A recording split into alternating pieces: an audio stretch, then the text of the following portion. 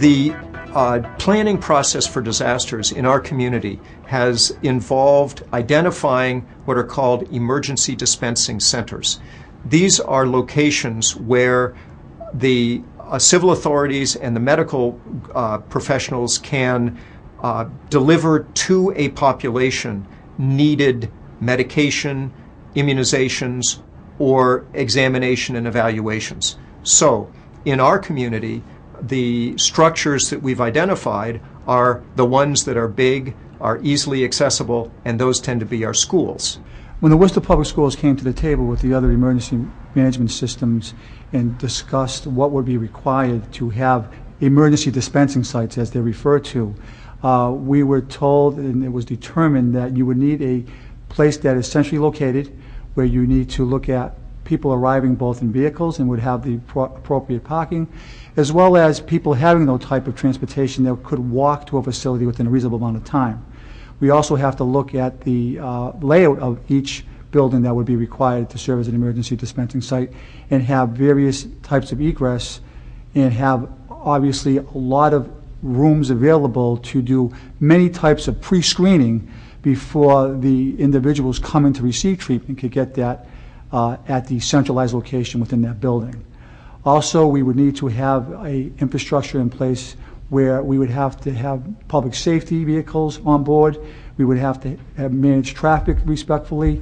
We would have to have all sorts of public agencies around to where they can work cooperatively with our public school personnel that will be the coordinators of such sites.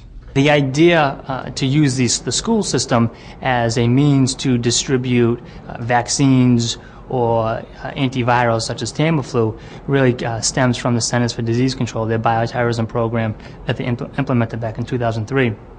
And that system, in essence, for the city of Worcester, we have 9 pre-designated what we call emergency dispensing sites, and these will be stood up. We need approximately 3,000 volunteers to help staff these dispensing sites. We would receive the stockpile of antivirals or vaccine if and when it becomes available, and then we would go ahead using public education, public information to allow the public to enter these buildings where we would distribute these drugs. But in order to make it work, disaster planning needs to include educating the general population as well as putting together plans for the disaster responders, the doctors, the emergency technicians, the firefighters, the police officers, the National Guard. We think about responding to a pandemic and the health and medical component.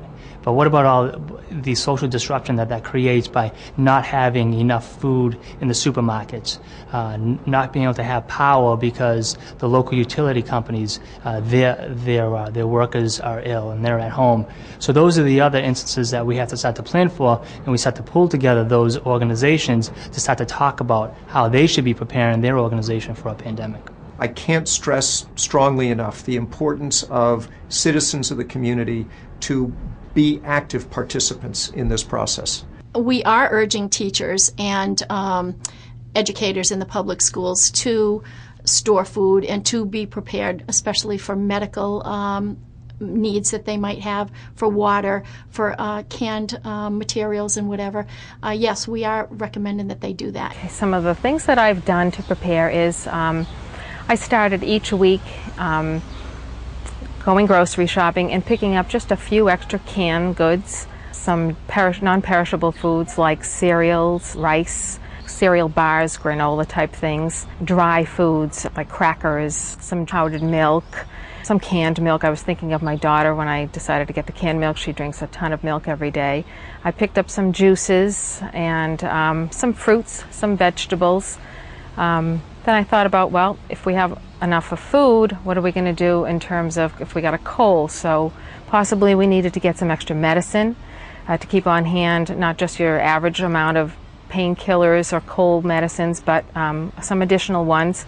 So I started to do that. I also thought about hygiene, some extra shampoos and soaps and toothpaste. I just think that the more people that are aware, the better off we will all be. If we all work together as a community to help one another, it will work in a better way for all of us, for everyone involved.